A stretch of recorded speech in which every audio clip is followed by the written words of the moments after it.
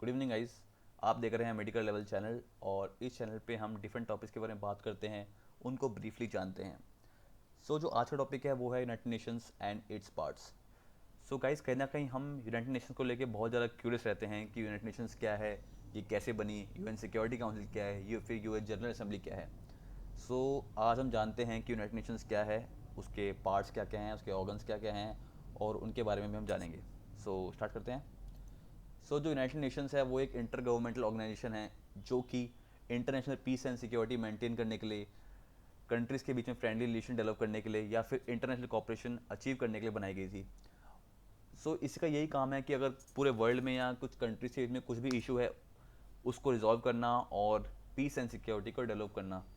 जो इसका जो हेडक्वार्टर है वो न्यूयॉर्क सिटी में है और इसके कुछ ऑर्गन्स भी हैं। 6 ऑर्गन्स हैं इसके। जो इसके ऑर्गन्स हैं वो हैं general assembly, the security council, the economic and social council, the trusteeship council, international court of justice and the UN secretariat. इन 6 के 6 ऑर्गन्स के बारे में हम ब्रीफली जानेंगे कि इनका काम क्या है। स्टार्ट करते हैं। फर्स्ट हमारा जनरल असेंबली है। जो जनरल असेंबली है वो है main deliberative policy making and representative organ है यूएन का। कुछ भी अगर पॉलिसीज़ बनती हैं तो वो यूएन में आके, यूएन जनरल असेंबली में आके ही बनती हैं। उनका उनके ऊपर डिस्कशन करना या उनको बनाना का काम यही होता है। और इसके 193 मेंबर्स होते हैं जो कि अपनी कंट्रीज़ को रिप्रेजेंट करते हैं यूएन जनरल असेंबली में आकर। उनकी कंट्रीज में जो भी इश्यूज होते हैं, जो भी प्रॉब्लम्स होती हैं, वो जनरल असेंबली में आके अपनी बात रखते हैं। उनको मौका मिलता है अपने कंट्री को एक इंटरनेशनल लेवल पे आके प्रेजेंट करने का। जो जितने भी डिसीजंस होते हैं पीस एंड सिक्योरिटी को लेके या फिर एडमिशन ऑफ न्यू मेंबर्स को लेके या फिर जो भी बजटरी मैटर्स के ऊपर डिसीजन होते हैं वो यूएन जनरल असेंबली में ही होते हैं, जिसके लिए 2/3 मेजोरिटी चाहिए होती है। जो जनरल असेंबली है वो हर साल मिलती है और इसका एक प्रेसिडेंट चुना जाता है, जनरल असेंबली प्रेसिडेंट, जो कि 1 ईयर टर्म सर्व करता है। नेक्स्ट हमारी है सिक्योरिटी काउंसिल। सिक्योरिटी काउंसिल, जैसे कि आप लोग जानते हैं कि इसका काम होता है इंटरनेशनल पीस एंड सिक्योरिटी को मेंटेन करना, एक वर्ल्ड में पीस और सिक्योरिटी रखना। इसके कुल 15 मेंबर होते हैं, जिसमें कि 5 permanent and 10 non permanent members होते हैं।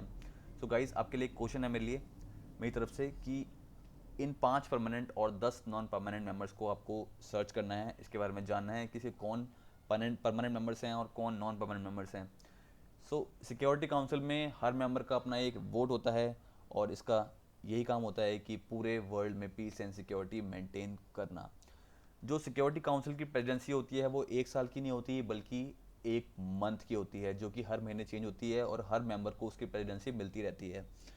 ये जान कि ये आपको नहीं बताना चाहूँगा मैं कि जो अगस्त की प्रेसिडेंसी थी वो इंडिया के हाथ में थी इस बार। और पीएम मोदी ने कई अच्छी बातें बोली हैं, बहुत ही अच्छी बातें बोली हैं मैरीटाइम सिक्योरिटी को लेके।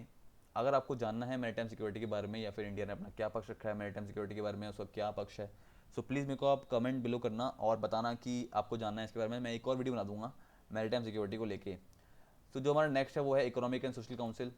ये बेसिकली एक प्रिंसिपल बॉडी है coordination, policy review and policy dialogue के लिए। जितनी भी पॉलिसी बनती हैं या फिर वर्ल्ड में या फिर यूएन के द्वारा, उनको रिव्यू करता है, उनके बारे में बात करता है, उनको कोऑर्डिनेट करता है और economic, social and environmental issue पे भी ये बात करता है, उनको इम्प्लीमेंट करवाता है अगर कोई भी पॉलिसीज़ होती हैं। और जितने भी डेवलपमेंट गोल्स हैं जो कि इंटरनेशनली एग्रीड करे गए हैं उसके बारे में भी बातचीत होती है यहाँ पर। इसके जो हैं 54 मेंबर्स होते हैं जो कि जनरल असेंबली से इलेक्ट किए जाते हैं और उनका 3 साल का टर्म होता है। अब जो नेक्स्ट है वो है हमारा ट्रस्टीशिप काउंसिल। इसके बारे में कुछ बात कर लेते हैं। जो ट्रस्टीशिप काउंसिल है वो 1945 में इस्टेब्लिश हुई थी। ट्रस्टीशिप काउंसिल क्या, सारी की सारी 6 जो ऑर्गन्स हैं वो 1945 में ही इस्टेब्लिश हुए थे। और इसका बेसिकली ये काम था कि जैसे कुछ टेरिटरीज थी जो कि अभी भी कॉलोनीज थी एंड अभी भी वो कॉलोनियल रूल में थी, जो इसका काम था ये मेक श्योर करना कि उन कंट्रीज़ में कोई भी ह्यूमन राइट्स वायलेट ना हो रहे हों या फिर उन लोगों को अच्छे से फैसिलिटीज़ मिल रही हों। एंड इनका ये भी काम था कि उन कंट्रीज़ को सेल्फ गवर्नमेंट्स हासिल करवाना या फिर इंडिपेंडेंस हासिल करवाना। लेकिन अभी के टाइम पे ट्रस्टीज काउंसिल बिल्कुल डिफंक्ट हो गई है, क्योंकि जितनी भी ट्रस्ट टेरिटरीज थी, all 11 trust territories were now have attend self governance और इंडिपेंडेंस। सो 1 नवंबर 1994 को ये डिफंक्ट हो चुकी है ये हर साल मिलती थी, बट अब ये इसने मिलना बंद कर दिया है। अगर कुछ ऐसा कुछ होता है तो वो मिल सकते हैं। अब जो हमारी नेक्स्ट है वो है इंटरनेशनल कोर्ट ऑफ जस्टिस।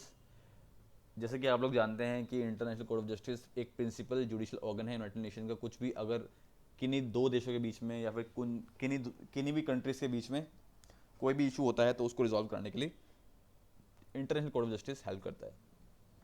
इस कोर्ट का काम कुछ होता है कि कोई भी legal disputes in accordance to with international law उसके बारे में एडवाइस देना, अपना ओपिनियन देना और उसको कोशिश करना कि वो रिजॉल्व हो जाएं। नेक्स्ट है अपना सेक्रेटरीट। सेक्रेटरीट कंप्राइज करता है सेक्रेटरी जनरल और tens of thousand of international UN staff members.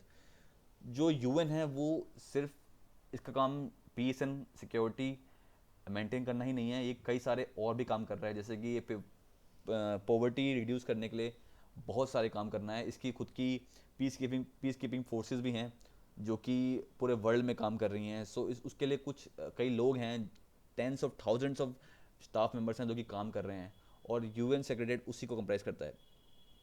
इसमें जो सेक्रेटरी जनरल होता है उसको चीफ एडमिनिस्ट्रेटिव ऑफिसर बोलते हैं, और वो अपॉइंट किया जाता है जनरल असेंबली के through on the recommendation of security council. ये जो चीफ एडमिनिस्ट्रेटिव ऑफिसर होता है वो उसका टर्म होता है 5 ईयर्स। नेक्स्ट हम कुछ जानेंगे इसके बैकग्राउंड के बारे में। यहाँ आप देख सकते हैं कि यूएन सेक्रेटरी जो यूएन जनरल असेंबली सेक्रेटरीट की बिल्डिंग है वो ये 1945 में ऐसी थी और अब वो ऐसी है। जैसे ही वर्ल्ड वॉर टू ख़त्म हुआ 1945 में, लोग बहुत ही ज़्यादा परेशान थे। उनको पीस चाहिए था, उनको और वॉर्स नहीं चाहिए थी।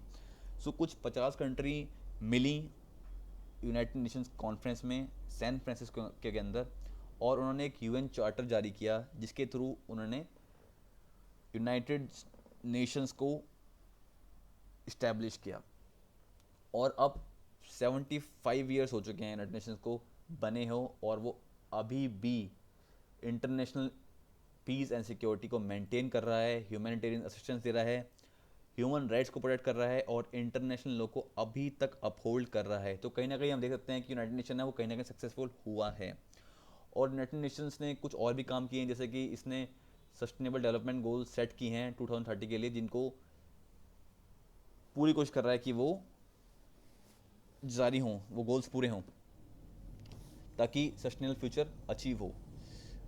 और क्लाइमेट एक्शन को लेके भी इसने यूनाइटेड मेंबर स्टेट ने अग्री किया है, और वो उनका जो मेन गोल है वो है ग्लोबल वार्मिंग को लिमिट करना। यूएन से पहले भी एक ऑर्गेनाइजेशन थी जो कि वर्ल्ड वॉर 2 के बाद स्टैब्लिश की गई थी, जिसका नाम था the league of nation. The league of nation was established in 1919 after world war 1 under the treaty of वर्साइलिस।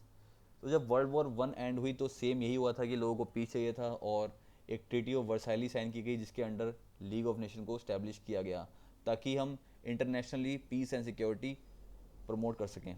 लेकिन आप सभी को पता है लीग ऑफ नेशन फेल हो गई, क्योंकि वर्ल्ड वॉर 2 को वो प्रिवेंट कर ही नहीं पाई।